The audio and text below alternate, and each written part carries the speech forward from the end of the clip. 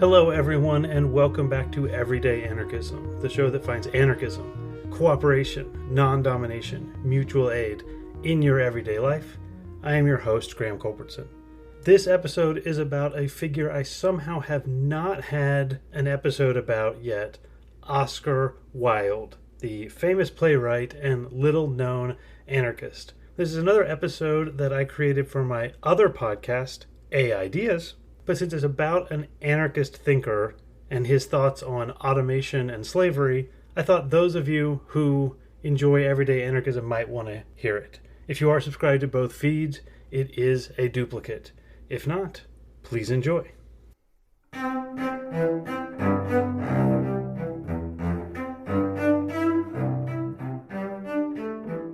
Welcome back to AIdeas with Graham Culbertson, the show about ideas for AI that sit halfway between poetry and mathematics. This is another edition of Bits and Bytes, a short episode about a single idea called machine slavery. Conversations about slavery are pretty much infinitely fraught, especially in 21st century America. The American South, in fact, is where I live. So I would love to avoid the question of slavery on this podcast, but the question of slavery and robots cannot be avoided. As you might have heard, the word robot comes from this masterpiece by the Czech playwright Karl Čapek, RUR, or Rossum's Universal Robots. And the robots in this are like the replicants in Blade Runner, artificially constructed flesh, as opposed to made of circuitry and metal. And robot, the word, actually means slave. Now, you would assume that Čapek wouldn't use the word slave to mean slave, given that he is Slavic, and the word slave just means Slavic. You can understand that Slavs don't use that word to mean slave. The word robot has its roots in this Czech word that is related to forced labor, a form of serfdom.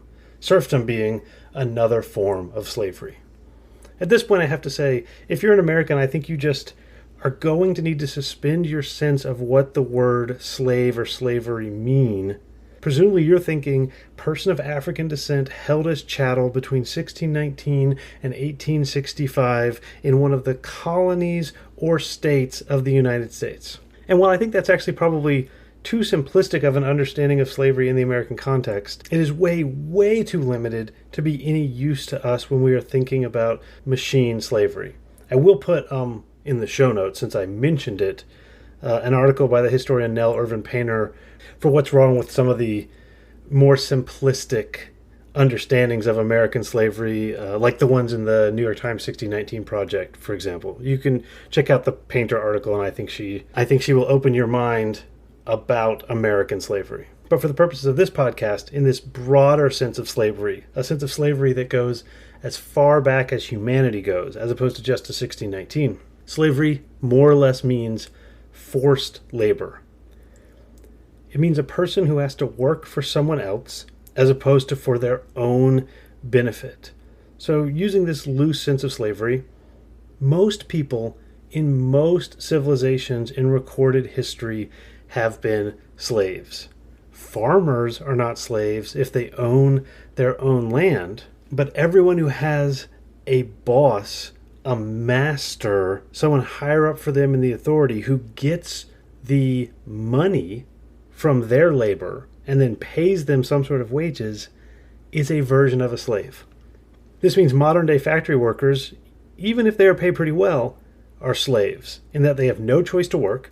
If they don't work, they starve, but they are not working for themselves. Especially when they have inhumane and cruel conditions, we tend to call them wage slaves. But the anthropologist David Graeber argues that even white-collar workers fit the definition of slavery used by the ancient Greeks. They're bossed around and told what to do, and if they quit, they starve, unless they find a new master who bosses them around and tells them what to do. There's no real choice, and you're never working for yourself. Again, you're probably thinking, under that definition, pretty much everyone is a slave. Well, Graeber drew some pretty radical conclusions. He wants you thinking that. All right, leaving Graeber aside for now. With this broad understanding of slavery, we can examine the crux of the problem of the robot in Čapek's play. Forced labor is how we get the stuff we like in civilization. But we also think slavery is bad. So we need machines that we can force to labor without enslaving them, in that sense of restricting the freedom of the person. So the dream of a robot, in fact, that's what the word means, is someone who can do work like a human, but isn't a human, and therefore isn't a person. But over and over again, yes, in RUR, but also in Blade Runner and also in Star Trek, the automatons who can work like people end up considering themselves people. And then if you force them to work, you are enslaving them after all. So creating a human-like robot, which is what you need to do human-like labor, just recreates slavery. This is one question that AI research needs to answer, and needs to answer desperately. Is it possible to create artificial beings who can do most of the drudgery of human labor without achieving so much personhood that enslaving these machines is enslaving people? Rather than trying to make artificial people, this is precisely what Dan Dennett thinks the goal of AI should be. Non-human or subhuman minds that are neither conscious nor sentient nor whatever, but smart enough to take the burden of labor off of humans. Here's Dennett. I think a lot of people just assume that the way to make AIs more intelligent is to make them more human. But I think that's a very dubious assumption. We're much better off with tools than with colleagues.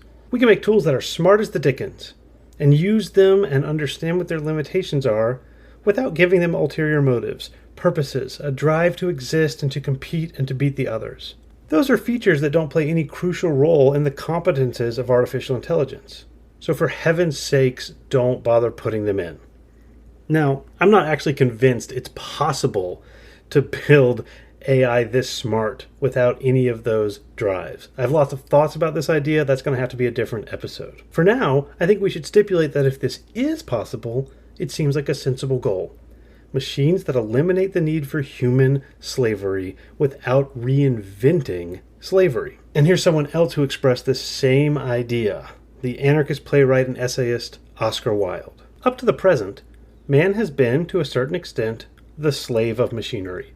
And there is something tragic in the fact that as soon as man had invented a machine to do his work, he began to starve. This, however, is of course the result of our property system and our system of competition. One man owns a machine which does the work of 500 men. 500 men are in consequence thrown out of employment and, having no work to do, become hungry and take to thieving. The one man secures the produce of the machine and keeps it, and has 500 times as much as he should have, and probably, which is of much more importance, a great deal more than he really wants. Were that machine the property of all, everyone would benefit by it. It would be an immense advantage to the community. All unintellectual labor, all monotonous, dull labor, all labor that deals with dreadful things and involves unpleasant conditions must be done by machinery. Machinery must work for us in coal mines and do all sanitary services and be the stoker of steamers and clean the streets and run messages on wet days and do anything that is tedious or distressing. At present, machinery competes against man. Under proper conditions, machinery will serve man. There is no doubt at all that this is the future of machinery, and just as trees grow while the country gentleman is asleep, so while humanity will be amusing itself or enjoying cultivated leisure, which, and not labor, is the aim of man, or making beautiful things, or reading beautiful things, or simply contemplating the world with admiration and delight, machinery will be doing all the necessary and unpleasant work. As you may have noticed, and this was the case back then and now, we actually have enough stuff in the world that no one needs to starve. In fact, we have more stuff than we've ever had before, and yet we have more poverty than we've ever had before. Thanks to machinery, all the problems of human physical needs have been solved. Ironically, Wilde says, starvation and the age of the machine go hand in hand, but that's a political problem. It was capitalism all along. Or, as Wilde says, it's, quote, the result of our property system. And if we want to have a beautiful society, one filled with the good things that humans like making beautiful things or reading beautiful things, we need someone else to do the work for us. But we need it to be machines unless it's going to be slavery. And Wilde argues that all the beautiful things from the past are the result of slavery. Again, using the expansive definition of slavery that Graeber is linking to. Here's Wilde. The fact is, civilization requires slaves.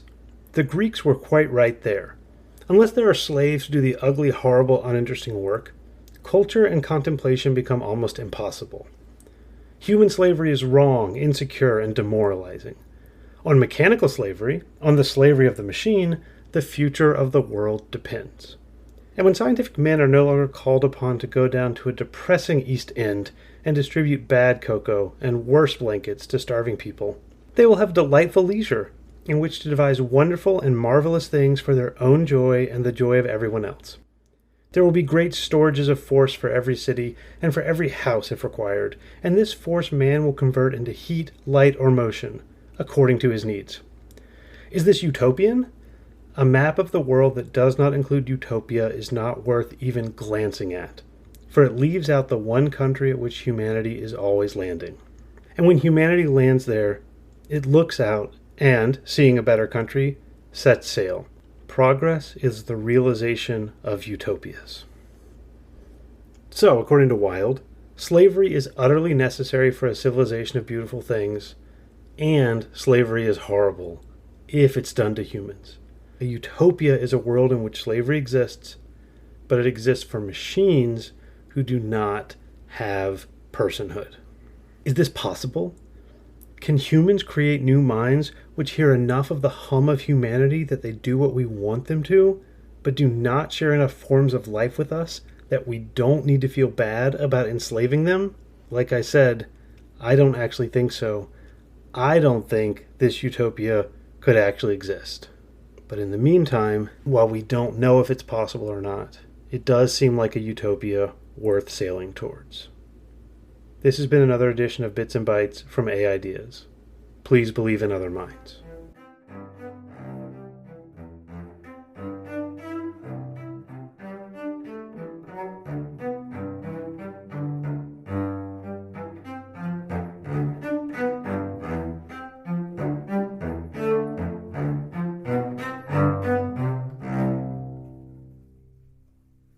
Well, that was Oscar Wilde's thoughts on automation and machine slavery, sometimes called fully automated luxury gay communism. I say fully automated luxury gay space communism, although Oscar Wilde doesn't seem to have been interested in the space part as much. If you want more everyday anarchism, just stay subscribed. If you'd like more AIdeas, possibly without anarchist thinkers, come on over and subscribe to the AIdeas podcast feed. The music, which you're about to hear, is by David Hill.